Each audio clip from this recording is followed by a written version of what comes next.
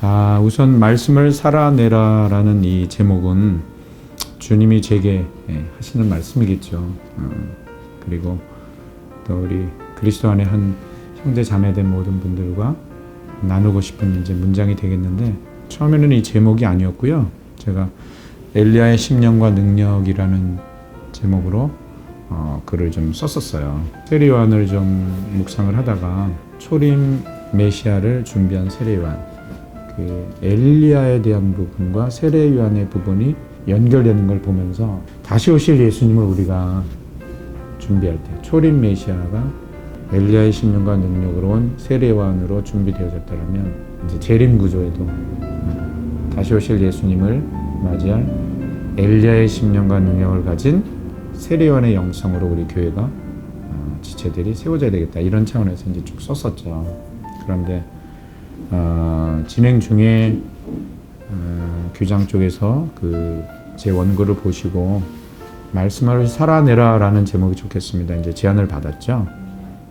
제안을 받고 그때 당시에 이제 제가 암송 묵상을 좀 더 깊이 하고 있었던 때인데, 그때 하나님이 우리가 구원받는 믿음, 또 말하자면 이 제목 그대로 말씀을 살아내는 믿음도 주님이 주시는 초월적 믿음이 아니면 안 된다. 주님의 믿음. 갈라디아서 2장 20절에 내가 육체 가운데 사는 것은 나를 사랑하사 나를 위하여 자기 자신을 버리신 하나님 아들 안에 있는 믿음에 의해서 사는 것이다 라는 게 이제 원래 이제 해석이라고 보는데요. 그래서 예수님의 믿음으로 말씀을 살아내야 되는 것을 이제 막 가르쳐 주시고 계셨을 때예요, 그때. 그러니까 이제 이 제목이, 말씀을 살아내라라는 이 제목이 저를 이렇게 말하면 점화시킨 거죠. 그래서 새로운 제목을 받고 엘리야 심령과 능력으로 정리했던 거를 그 새로운 제목에 의해서 다시 좀 이렇게 수정을 하는 일이 있었습니다. 그 가운데 이제 제게 굉장히 큰 은혜가 있었던 게 말씀을 살아내라라는 이 문장이 저를 많이 다루셨죠. 근데 이제 한편 걱정이 됐던 거는 이걸 누구에게 강조를 하느냐. 나도 제대로 사실은 살아내지 못하는 부분이 많은데, 근데 이제 제가 그래도 믿음으로 낼 수 있었던 것은 내 모든 연약함이 예수님 십자가에 그리스도와 함께 죽었음을 믿고 있기 때문에 그 믿음으로 그냥 이렇게 내게 된 것이죠. 저는 이제 예수님을 알고 나서 그 다음에 한 5년 주님을 깊이 이제 만나게 되어지다가 어느 날 이제 십자가의 도를 성령님이 깨닫게 해주셨습니다. 그 예수와 함께 죽고 부활했고 보좌에 앉혀진, 그 다음에 그것을 깨닫게 해주시기 위해서 성령님이 내 안에 오셨다. 이것을 깨달은 뒤로 말씀을 살아내는 것이 내 열심으로 되는 부분이 아니구나. 주님이 주시는 그 믿음에 의해서 사는 것이 무엇일까, 이걸 계속 고민을 하던 중에 그 요한복음 17장에 예수님께서 아버지께서 내 안에 내가 아버지 안에 있는 것 같이 저희도 하나가 되어 우리 안에 있게 하사, 삼위일체 하나님 안에 우리를 있게 하신다는 거죠. 우리 안에 있게 하사 아버지께서 나를 이것 때문에 보내신 것을 세상에 믿게 하옵소서. 믿게 하옵소서. 그러니까 여기서 이제 좀 영적 지진이 일어나는데요.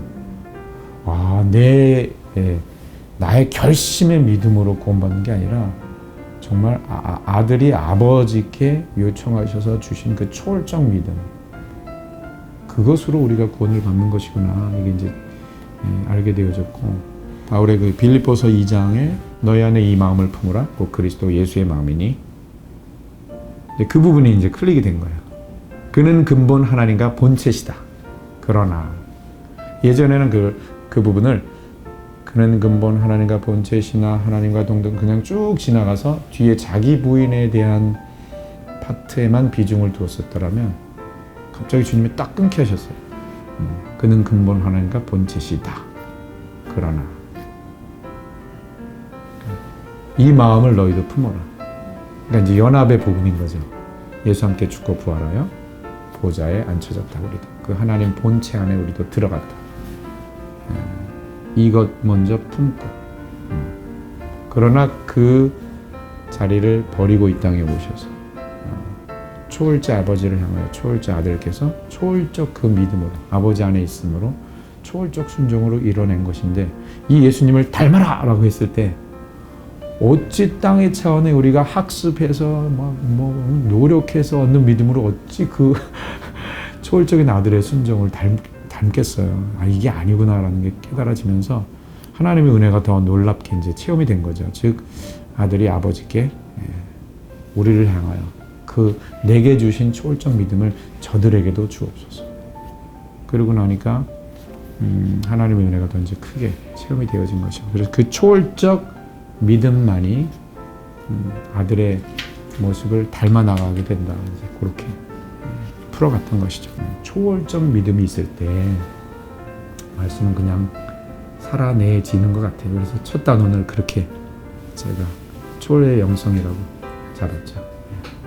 일단 두 번째 챕터를 기다림의 영성이라고 한 이유는 이제 예수님이 오셔서 이루신 일, 죽으시고 부활하시고 보좌에 오르시고 성령으로 오셔서 이제 교회를 탄생시키셨는데, 성령과 함께 우리의 삶은 재림 예수님을 향해 나가는 거죠. 그래서 재림이 없으면 복음이 성립이 안 되는 거죠, 전체가. 그래서 정말 재림을 기다리는 신앙이 하나님이 원하시는 말씀을 살아내는 영성이다 라고 이제 이 단원을 뽑았고요. 그렇다면 이제 어떻게 살아내는가라고 했을 때 이제 그게 실용적으로 내가 이제 이 초월적 믿음을 풀어낼 것인가 했을 때 비밀은 기도인 거죠.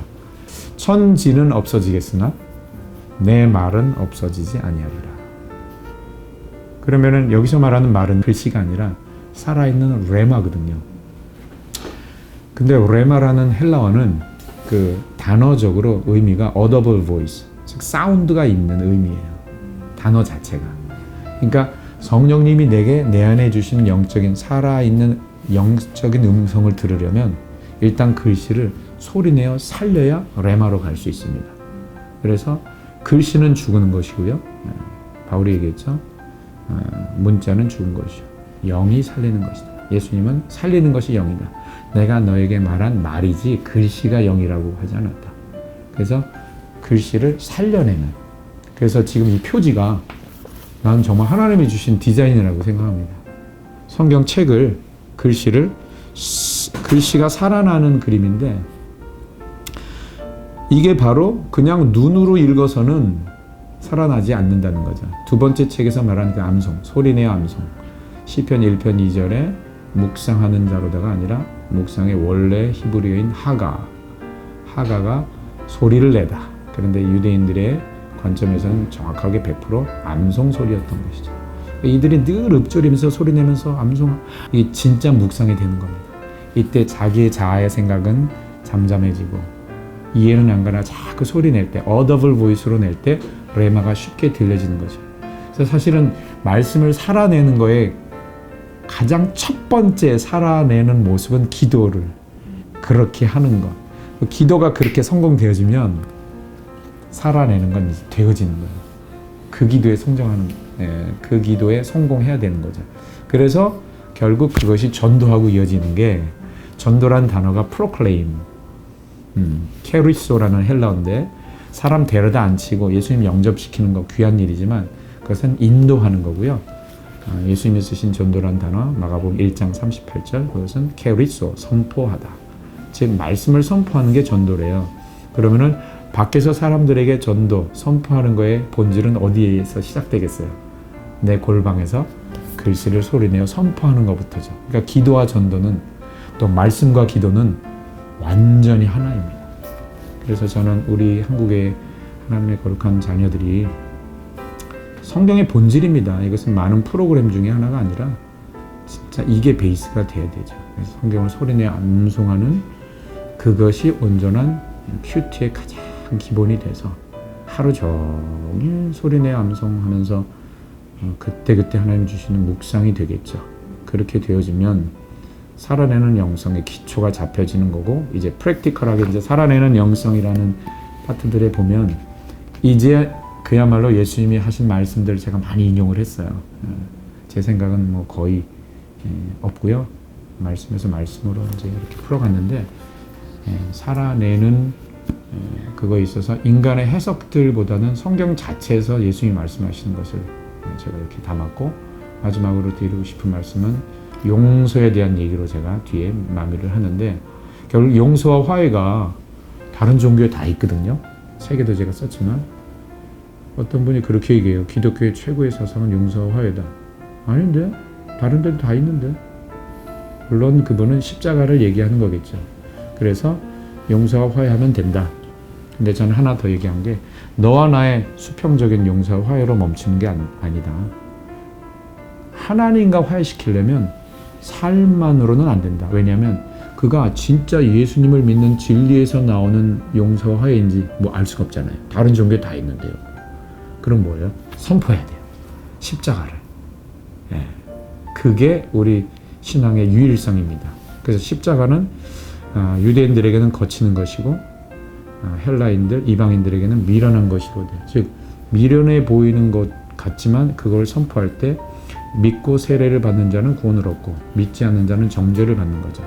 그러니까 용서와 화해를 이루는 것은 받겠는데, 네가 예수님 전하는 거 보니까 나 너의 그 용서와 화해까지도 나는 가뜩이나 요즘 기독교 소리들 하는데, 기독교에 대한 그 신뢰가 무너진 상태에서 예수 이름 딱 대면요 사람들이 차가워집니다. 그거는 자아가 드러나는 거죠. 한편 어떤 분들은 그럼 내가 어떻게 하면 되겠어요? 이제 그 겸손히 회개하며 하나님 선택 안으로 들어오는 케이스도 있는 거죠. 그래서 굉장히 중요합니다. 용서와 화해로 살아내되 계속 예수를 선포해야 되는 거죠. 욕을 먹어도 해야 됩니다. 진짜 전도가 뭔데요? 예수님을 전하는 거죠. 뉴에이지 운동을 제가 연구를 해봤는데요. 초월적 종교들, 지금 제가 말하는 초월이 아니라 그런 힌두이즘이나 뭐 연결된 어떤 프리메이슨, 일루미나티, 이 사람들이요, 우리가 말하는 그 어떤 핵심 어떤 단어들을 다 써요. 하나님, 그리스도, 심지어는 부활도 흉내내고요. 근데 딱 없는 게 딱 하나예요. 십자가에 죽은 예수라는 사람이 너의 창조주 하나님이고 구원자고 주인이야. 이 고백은 우리밖에 없어요. 그러면 용서와 화해를 살아내면서 하나님과 화해시키기 위한 이 예수님을 선포하는 게 진짜 균형 있는 말씀을 살아내는 영성이라고 봅니다. 처음 시작한 1단원 초월의 영성, 그 다음에 맨 6단원의 맨 끝에 소단원을 또 자칫하면 많은 분들이 또 율법적으로 가거든요. 항상 이걸 잊지 않기를 원하는 마음에서 맨 마지막 6단원의 맨 마지막 소단원을 또 초월의 영성으로 강조를 했습니다. 조화를 이루기 위해서 이제 승리하는 영성에서 프랙티컬한 지금 질문의 실용적인 그 부분을 좀 다뤘어요. 그래서 거기에 이제 비판하지 말 것, 외식하지 말고 섬기는 것, 사랑으로 온전하게 매는 띠, 사랑으로 하는 것, 용서하는 믿음. 그 다음에 이제 다시 싹 초월적으로 이제 가는데, 그 앞에 부분에 다른 걸 읽어보시면 우리가 정말 삶 속에서 그 세상 사람들이 우리의 이제 삶을 보는 차원에서 이렇게 좀 다뤘죠. 근데 그거 역시 사실은 이 우리만의 가장 독특한 유일성 속에서 나오는 그 원리를 제가 좀 이렇게 써놨어요. 그러니까 제가 이제 뭘 자꾸 이렇게 얘기하고 싶냐면, 다른 종교 경전에 얼마든지 있어요. 용서하십시오, 화해하십시오, 내어주십시오, 원수까지도 사랑하십시오, 다 있어요. 그러면 정말 그러니까 제가 거의 예를 이제 들었습니다. 거기에 제가 그 전도 현장에서 체험한 거기 때문에 여호와의 증인에게 물어보는 거예요. 30년 동안 여호와의 증인이었대. 그 전은 뭐였어요? 장로교 신앙인이었대. 왜 교회 나갔어요? 교회에서 쌈박질했어. 사랑이 없고 용서하지 않고 그랬어요. 나왔는데 자기 이유 중에 용서와 화해 잘하고 자기를 내어주는 놀라운 삶의 모습을 봤다. 묵묵히 말없이. 야, 이 사람들 진짜구나. 이 사람들 무슨 신앙을 갖고 있는 것 같은데 따라갔대요. 여호와의 증인이었어요. 심각한 거죠. 그러니까 저는 전도자로서 또 이제 말씀을 암송하며 기도하며 이걸 살아내려고 노력하는 사람으로서 이게 균형이 맞춰지지 않으면 사실 복음이 빠진 삶은 다른 데로 인도되어질 수도 있는 위험성이 있기 때문에 항상 예수 이름을 증거할 때 이것은 사실 하나님의 어떤 선택하고도 관련이 있거든요. 아까 말씀드렸지만 믿고 세례받는 자는 구원을 얻을 것이고 믿지 않는 자는 정죄를 받는. 그래서 우리가 선포하는 신앙은 꼭 그 사람들을 우리가 교회 안으로 하나님 생명으로 끌어들여야 된다는 그 부담 자체는 사실 내려놔야 돼요. 왜? 그건 하나님의 몫이니까. 구원에 대하여 우리는 그저 선포하면 되는 거고. 그래서 저는 우리의 탓이 아니라는 거예요. 그들이 예수를 안 받아들이는 게 니네가 잘못 살아서라고 그들은 핑계 대지만 저는 복음을 가만히 성경을 보면요, 자기들 자아가 드러나는 거예요. 왜냐면 로마서 1장 19절 20절에 나오거든요. 하나님을 알만한 것이 속에 보임이라. 속에 일단 있어요. 그 다음에 만물 가운데 나타나 있다.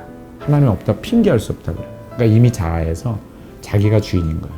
이거 바꾸기 싫으니까 핑계거리 잘 잡았어. 니네 때문에 안 믿는다. 이건 뭐냐면 물론 우리가 완전해야 복음 전한다라면요, 이 세상에 아무도 복음 못 전합니다. 지금 그가 복음을 아는 사람이라는. 근데 다시 바꿔서 복음을 알았다면 부족해도 전할 수밖에 없는 게 복음이죠.